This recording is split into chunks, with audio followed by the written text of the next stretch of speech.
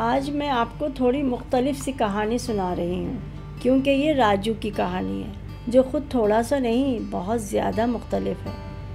اس کہانی کا عنوان ہے ہارنے کی خوشی۔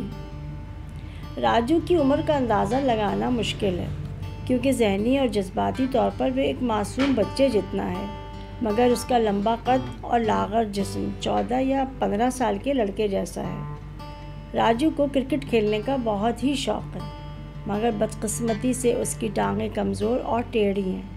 وہ چلتے ہوئے بری طرح لڑکھڑاتا ہے۔ اس کی ٹانگوں کو سہارا دینے کے لیے لوہے کی پتریاں لگائی گئی ہیں۔ وہ کچھ الگ طرح کا جوتا پہنتا ہے اور ٹھیک سے بات بھی نہیں کر پاتا۔ راجو کے والد صفدر صاحب متوسط طبقے کے سفید پوش آدمی ہیں۔ ایک پرائیویٹ فرم میں معمولی سی ملازمت کرتے ہیں۔ ان کے پاس اتنے پیسے کہاں کہ وہ راجو کی وہ تمام سہولتیں پوری کر سکیں جن کی اسے ضرورت ہے۔ ان کے اور بھی 3 بچے ہیں جو نارمل ہیں اور اسکول جاتے ہیں۔ انہی کے اخراجات پورے کرنا مشکل ہوتا ہے، ایسے میں راجو اور اس کا علاج معالجہ۔ صفدر صاحب بھلے اظہار نہ کر پائیں، مگر دل ہی دل میں اپنی اور راجو کی بے بسی پر کڑتے رہتے ہیں۔ ایک شام وہ راجو کو لے کر ایک مشہور پارک چلے گئے۔ بچوں کے جھولوں پر خوب بھیڑ لگی تھی۔ جھولے پہ چڑھے بچے خوشی سے دیوانہ وار چیخ رہے تھے اور نیچے کھڑے ان کے والدین انہیں دیکھ دیکھ کر خوشی سے پھولے نہ سما رہے تھے۔ راجو ایک دم مچل گیا۔ ابا ابا جھولا، میں بیٹھوں، وہ ایک ہی رٹ لگا رہا تھا۔ صفدر صاحب نے سوچا راجو کی کتنی خواہشیں ایسی ہیں جو چاہ کر بھی وہ پوری نہیں کر پاتے۔ شکر ہے کہ آج وہ ایک ایسی فرمائش کر رہا ہے جو ان کے لیے قابل عمل ہے۔ بڑے جذبے سے انہوں نے جیب میں ہاتھ ڈال کر 100 روپے کا نوٹ نکالا اور راجو کا ہاتھ پکڑ کر آگے بڑھے۔ ایک ٹکٹ دینا بھائی، انہوں نے ٹکٹ والے کو نوٹ پکڑاتے ہوئے کہا۔ ٹکٹ والے نے نوٹ پکڑتے پکڑتے ایک نظر راجو پہ ڈالی اور بولا، بچہ کہاں ہے؟ کون بیٹھے گا جھولے پر؟ یہ ہے نا؟ صفدر صاحب نے جلدی سے راجو کی طرف اشارہ کیا۔ ارے بھائی کوئی عقل کی بات کرو، لڑکا تمہارا لنگڑا ہے اور چلے ہو اسے جھولے پہ بٹھانے، گر گرا گیا تو ہمارے اوپر الزام لگاؤ گے۔ صفدر صاحب کا چہرہ دھواں ہو گیا۔ نہیں گرے گا کیوں؟ چلو میں بھی ساتھ بیٹھ جاتا ہوں، تم ایک ٹکٹ اور دے دو۔ بھائی اچھے خاصی سمجھدار آدمی لگتے ہو، پر باتیں بے وقوفی کی کر رہے ہو۔ یہ بچوں کے جھولے ہیں، تم کو کیسے بٹھا دوں؟ چلو اب ایک طرف ہو جاؤ۔ اتنے میں اور بہت سارے بچے ہاتھوں میں پیسے لیے بھاگتے ہوئے آئے اور راجو کو ایسا دھکا لگا کہ وہ بری طرح گرتے گرتے بچا۔ صفدر صاحب اسے پکڑ کر بمشکل تمام اس بھیڑ سے باہر نکلے اور بینچ پر بیٹھ گئے۔ انہوں نے دیکھا راجو رو رہا تھا۔ ابا میں بیٹھوں۔ آج اس کے رونے میں ضد نہیں، غصہ نہیں، بلکہ عجیب طرح کی بے بسی اور پسپائی شامل تھی۔ صفدر صاحب کا دل کرچی کرچی ہو گیا، درد کی ٹیسیں سی اٹھنے لگی۔ بمشکل تمام انہوں نے اپنے آنسو ضبط کیے اور راجو کو بہلا پھسلا کر گھر لے کر آئے۔ اگلے دن جمعہ تھا۔ صفدر صاحب نماز کے لیے مسجد گئے تو مولوی صاحب تقریر کر رہے تھے۔ صفدر صاحب کا دماغ راجو میں اٹکا ہوا تھا، مگر جب مولوی صاحب نے تقریر کرتے کرتے کہا، اللہ تعالیٰ نے انسان کو اشرف المخلوقات بنایا ہے، تو صفدر صاحب اچانک کھڑے ہو گئے، گویا پھٹ پڑے ہوں، اور خاصی تیز آواز میں بولے، آپ نے میرے بیٹے راجو کو دیکھا ہے؟ کیا ہم اسے بھی اشرف المخلوقات کہہ سکتے ہیں؟ جو نہ چل سکتا ہے نہ بول سکتا ہے، جس کا دماغ بھی ادھورا بنا ہے۔ میں پوچھتا ہوں آخر قدرت نے راجو جیسے بچوں کو بنایا ہی کیوں ہے؟ انہیں دنیا میں بھیجنے کا مقصد کیا ہے؟ کیا ان بچوں کا بھی کوئی مستقبل ہے؟ مولوی صاحب ہکا بکا رہ گئے۔ لوگ پلٹ پلٹ کر صفدر صاحب کو دیکھنے لگے۔ شدت غم سے ان کی آنکھیں بھر آئیں اور گلا رندھ گیا۔ وہ تیزی سے باہر نکلے، چپلیں پہنی اور گھر آ کر بیگم اور بچوں سے چھپ کے پہلے خوب دیر تک روتے رہے۔ پھر سوچتے رہے کہ کیا واقعی ہر آدمی اشرف المخلوقات ہونے کا حقدار ہو سکتا ہے؟ کیا محض 2 ٹانگوں پر چلنے والا اور 2 ہاتھوں سے کام کرنے والا ہر شخص اشرف المخلوقات ہے؟ ہر مخلوق سے افضل ہونے کی کوئی شرط، کوئی کرائیٹیریا تو ہوگا۔ پھر انہوں نے سوچا ہوگا تو صحیح، ورنہ رزق کی تگ و دو تو ہر جاندار کرتا ہے، اپنے بچوں کا پیٹ ہر مخلوق بھرتی ہے اور ہر مخلوق کو بالآخر ایک دن مر جانا ہوتا ہے۔ ایک ننھا سا کیڑا بھی اسی جد و جہد میں ہے اور حضرت انسان بھی، تو اشرف المخلوقات کیسے ہو گیا؟ بلکہ جانور اکثر حالات میں زیادہ بہتر ہے کہ وہ گناہ نہیں کرتے، غیبت چغلی نہیں کھاتے، قتل نہیں کرتے، کسی پر تیزاب نہیں پھینکتے اور نہ ہی کسی کی آبرو کے دشمن ہوتے ہیں۔ بہرحال اسی طرح کی باتیں سوچتے سوچتے وہ نیند کی وادی میں کھو گئے۔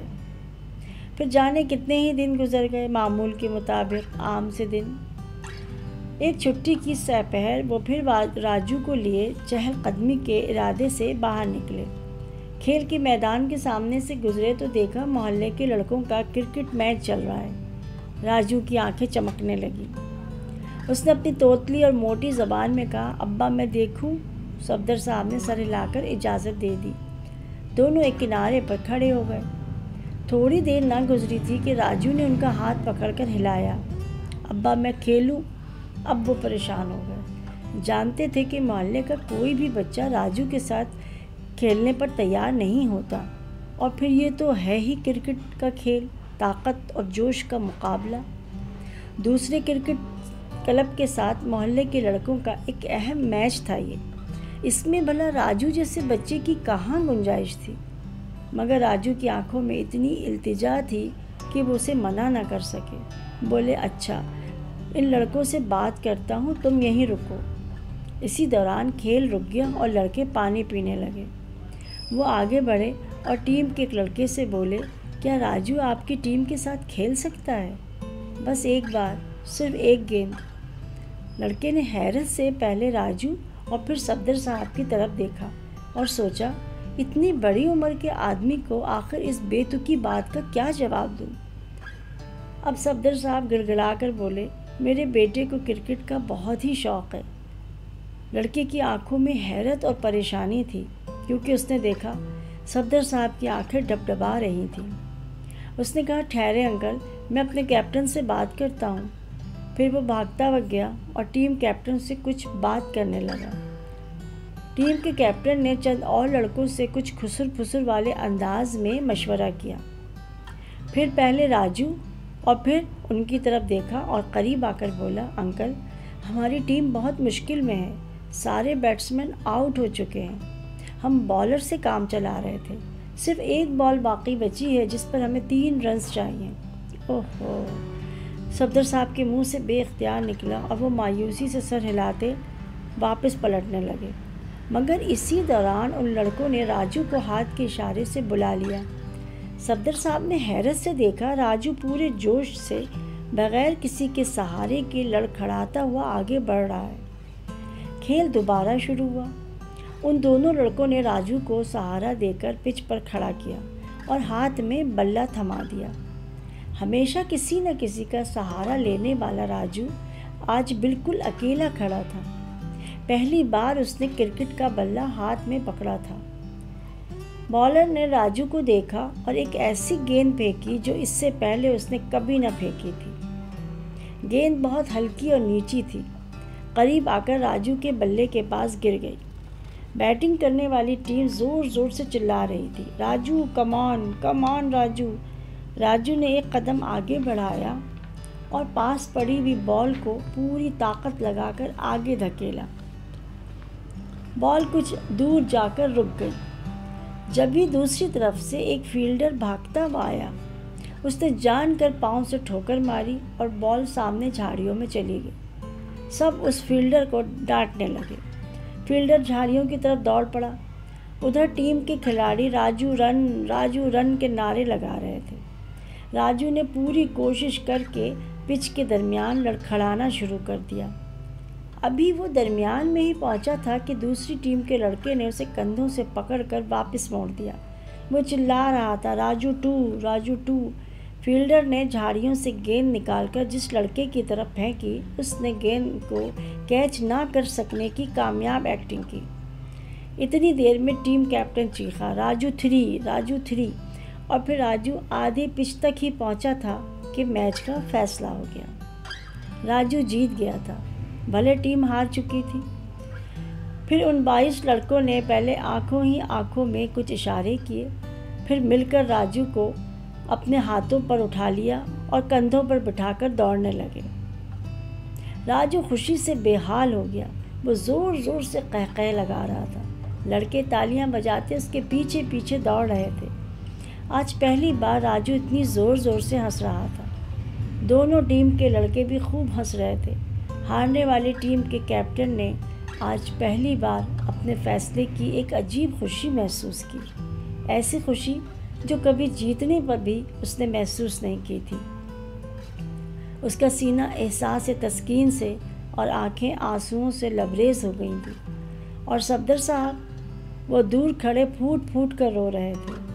انہوں نے اپنی آنکھوں سے دیکھا کہ کیسے پہلے ان 2 لڑکوں نے اور پھر باقی تمام لڑکوں نے ایک عام آدمی سے اشرف المخلوقات تک کا سفر کس طرح طے کیا، کیسے وہ عام آدمی سے بلند و بالا ہوئے۔ انہوں نے خود کو ہرا کر راجو کو جیتنے کا موقع دیا، اور چند لمحوں میں قدرت کے اس درجے پر پہنچ گئے جو در حقیقت اس نے انسانوں کے لیے متعین کیا ہے، یعنی اشرف المخلوقات۔ صفدر صاحب کو اپنے سوال کا جواب مل چکا تھا کہ اللہ راجو جیسے بچے اس لیے پیدا کرتا ہے تاکہ دوسرے بہت سے لوگ عام آدمی سے ترقی پا کر اشرف المخلوقات کے درجے تک پہنچ سکیں، یعنی کمزور کو سہارا دے کر ہی خود کو ہر مخلوق سے بہتر بنایا جا سکتا ہے، اور دوسروں کی خود کو خوشی دینے والا ہی سب سے بہتر مخلوق ہے۔